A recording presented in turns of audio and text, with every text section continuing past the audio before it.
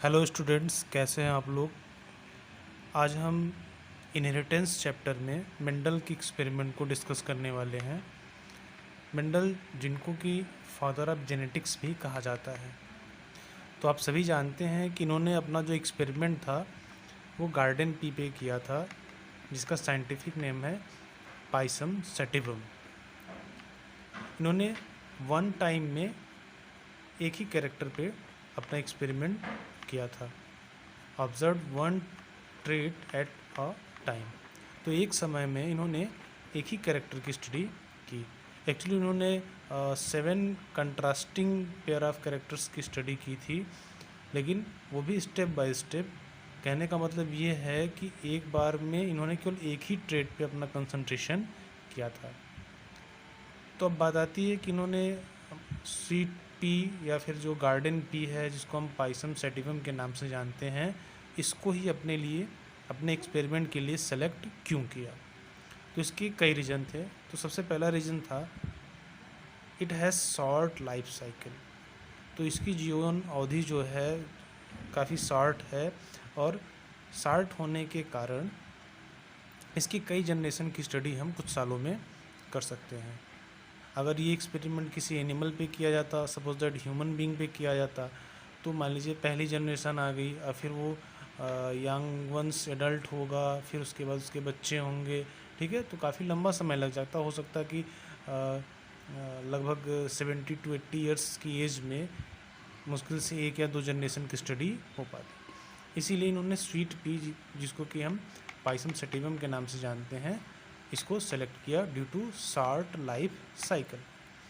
Second जो reason था वो था बाईसेक्सुअल फ्लावर। क्योंकि ये जो स्वीट पी है, ये क्या है, बाईसेक्सुअल फ्लावर होता है। मतलब एक ही फ्लावर में मेल और फीमेल सेक्स आर्गन दोनों प्रेजेंट होते हैं।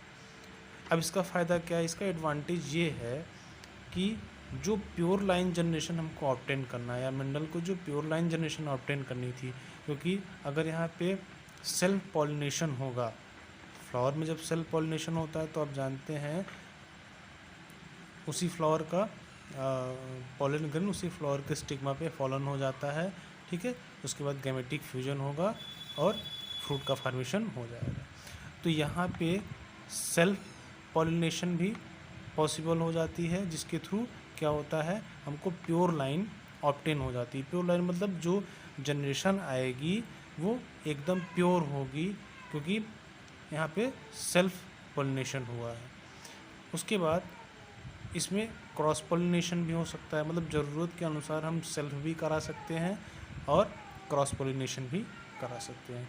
मतलब यहाँ पे एक प्लांट को हम एज ए मेल यूज़ करेंगे, दूसरे प्लांट को एज ए फीमेल। एक का पॉलन ग्रेन दूसरे के स्टिग्मा पे फॉलन करा देंगे, तो यहाँ पे ये क्रॉस पॉलिनेशन हो जाएगा। तो इसमें दोनों पॉसिबिलिटी बनती है। तीसरा जो रीज़न था, it produce large number of seed in one generation. तो एक ही जनरेशन में, पहली जनरेशन में इसमें ढेर सारे सीड्स हमको ऑब्टेन हो जाते हैं, जिनको हम वापस अपने नेक्स्ट जनरेशन के लिए यूज कर सकते हैं। फोर्थ जो रीजन था, a number of easily detectable contrasting character और ट्रेट्स वेयर अवेलेबल। जैसा कि मैंने आपको बताया कि इसमें ढेर सारे कंट्रास्टिंग कैरेक्टर्स अवेलेबल थे। अभी हम कंट्रास्टिंग कैरेक्टर्स पे डिस्कस करेंगे। तो मेंडल ने यहाँ पे 7 पेयर्स ऑफ कंट्रास्टिंग कैरेक्टर्स को यूज़ किया था। अब यहाँ पे देखिए, कैरेक्टर तो 7 ही थे, लेकिन इसको हम बोलते हैं 7 pair of contrasting character. Contrasting का मतलब होता है अपोजिट ट्रेट्स। जैसे सपोज दैट मान लीजिए हमने एक ट्रेट लिया, हमने एक कैरेक्टर लिया हाइट ऑफ द प्लांट, हमने एक कैरेक्टर लिया हाइट ऑफ द प्लांट। अब हाइट में इसमें कंट्रास्ट कहाँ पे आएगा, ठीक है, इसमें अपोजिट कैसे होगा। जैसे मान लीजिए एक प्लांट जो है, जो प्योर प्लांट है, वो टॉल है, तो इसकी कंट्रास्ट में जो अपोजिट प्लांट होगा वो क्या होगा, ड्रॉप होगा, ठीक है। तो अब क्योंकि यहाँ पे कैरेक्टर तो क्या है, कैरेक्टर तो हाइट है, तो हाइट में हमको जो पेयर कंट्रास्टिंग पेयर ट्रेट्स मिले वो क्या थे, टालनेस एंड ड्रॉफनेस। ऐसे अगर हम सीड की बात करें, तो सीड की अगर हम शेप की बात करें, ठीक है। तो यहाँ पे कैरेक्टर क्या हो गया, शेप हो गया। अब शेप में कैसा है, एक राउंड है और दूसरा रिंकल्ड है। तो यहाँ पे कंट्रास्ट आपको देखने को मिल जाएगा। आइए अब हम कंट्रास्टिंग ट्रेट्स को देखते हैं जो मेंडल ने 7 pair of contrasting trait select किए थे। तो देखिए there are 3 rows. First is character, second is dominant trait and the third is recessive trait. तो कैरेक्टर्स में देखिए सबसे पहले में क्या है, सीड शेप है और यहाँ पे जो ट्रेट्स हैं, ठीक है। तो देखिए 7 पेयर हैं। पहला फर्स्ट जो कैरेक्टर है सीड शेप है, सेकंड है सीड कलर, थर्ड है फ्लावर कलर, फोर्थ है पॉड शेप, फिफ्थ है पॉड कलर, सिक्स्थ है फ्लावर पोजीशन एंड सेवेंथ है स्टेम हाइट। तो यहाँ पे 7 कैरेक्टर्स थे जो कि ईजिली पाइसम सैटिवम में अवेलेबल थे, जिनके बेस पे मेंडल ने अपना एक्सपेरिमेंट किया था। तो 7 कैरेक्टर हो गए, जिसको हम बोलते हैं 7 पेयर ऑफ कंट्रास्टिंग कैरेक्टर। देखिए कैसे इसमें कंट्रास्टिंग कैरेक्टर है। तो अगर हम सीड का शेप लेते हैं तो यहाँ पे हमको राउंड भी मिल जा रहा है शेप और रिंकल्ड भी मिल गया, ठीक है। तो ये 1 पेयर ऑफ कंट्रास्टिंग कैरेक्टर हो गया।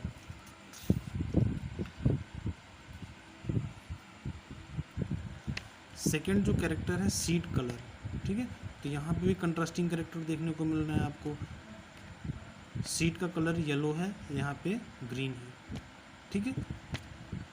फ्लावर कलर, तो यहाँ पे वायलेट है, यहाँ पे वाइट। पॉड शेप फुल है, यहाँ पे कंस्ट्रिक्टेड है, ठीक है। फुल का मतलब यहाँ पे कहीं भी आपको पॉड जो है वो पिचका हुआ नहीं दिखेगा। यहाँ पे देखिए कंस्ट्रिक्टेड हो चुका है, पिचक गया है, ठीक है। पॉड का कलर ग्रीन, यहाँ पे येलो। फ्लावर की पोजीशन, यहाँ पे फ्लावर की पोजीशन देखिए एक्सियल है, एकदम टॉप पोर्शन पे है, और यहाँ पे फ्लावर की पोजीशन कैसी है, टर्मिनल है। Last is stem height. अब देखिए यहाँ पे स्टेम की हाइट कैसी है, ये वाला प्लांट जो है ये टाल है और ये कैसा है, ड्रॉप है। इसीलिए इसको बोला जाता है 7 पेयर ऑफ कंट्रास्टिंग कैरेक्टर, ठीक है। कैरेक्टर 7 होंगे, यहाँ पे पेयर में कंट्रास्ट आपको देखने को मिल रहा है। तो ये कुछ बेस थे जिनके बेस पे मेंडल ने अपना एक्सपेरिमेंट स्टार्ट किया था। अब हम जानेंगे मेंडल के एक्सपेरिमेंट को।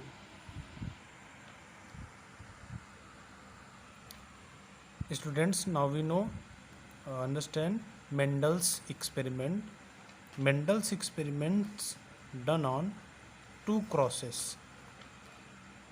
It is based on 2 crosses. First is monohybrid cross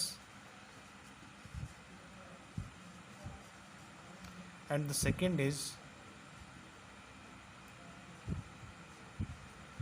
dihybrid cross. Monohybrid and dihybrid. तो मेंडल का जो एक्सपेरिमेंट था ये मोनोहाइब्रिड क्रॉस और डाईहाइब्रिड क्रॉस पे बेस्ड था। अब देखिए इसको मोनो क्यों कहा जाता है, यहाँ पे वर्ड ऐड हुआ है मोनो, यहाँ पे डाई। तो सबसे पहले इसको हम समझ लेते हैं। मोनो मीन्स होता है सिंगल, मोनो मीन्स सिंगल,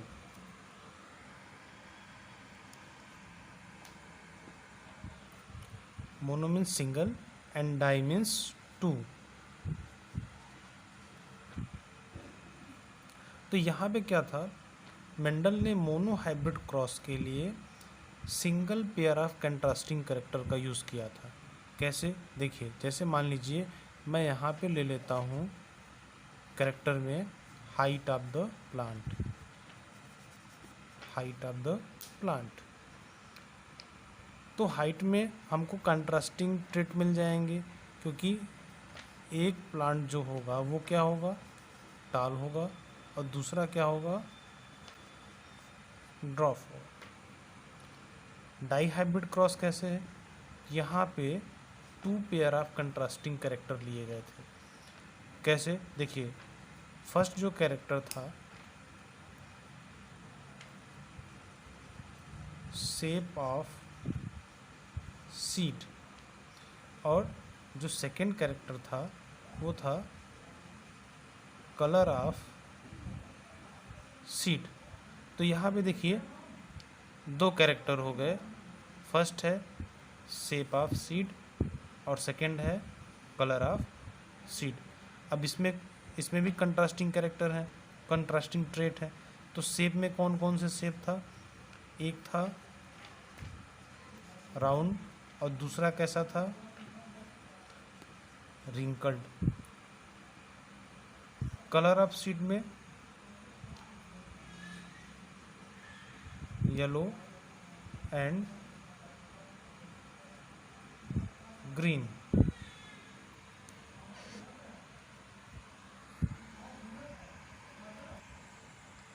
तो अभी आपने देखा मोनो हाइब्रिड क्रॉस में single pair of contrasting character use किया गया था मेंडल के द्वारा। तो ये single pair of contrasting character क्या था, हाइट ऑफ द प्लांट, जिसमें टाल एंड ड्वार्फ प्लांट यूज़ किए गए थे। और डाई हाइब्रिड क्रॉस में क्या हुआ, डाई हाइब्रिड क्रॉस में two pair of contrasting character use किए गए। इसमें फर्स्ट जो कैरेक्टर है वो क्या था, शेप ऑफ सीड। ठीक है, तो शेप ऑफ सीड में round and wrinkled, round shape का सीड और दूसरा रिंकल्ड शेप का सीड। सेकंड जो कंट्रास्टिंग कैरेक्टर है इसमें वो कलर ऑफ सीड है। तो इसमें जो ट्रेट्स थे वो कौन से हैं, येलो एंड ग्रीन। तो इस पे मेंडल का एक्सपेरिमेंट बेस्ड था टू क्रॉसेस पे। First is monohybrid cross and the second is dihybrid cross. अब देखिए जब मोनो हाइब्रिड क्रॉस डन हुआ, wait,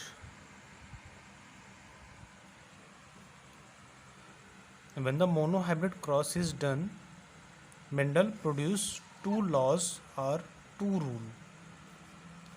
First is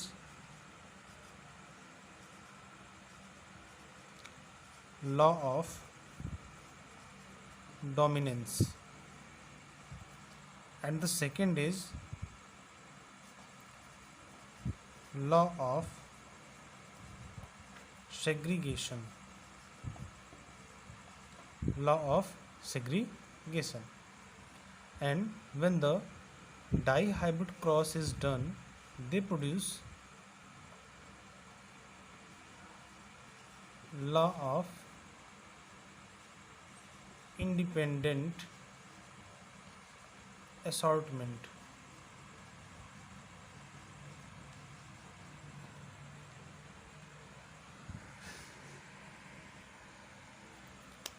So students, we discuss step by step both crosses, monohybrid and dihybrid.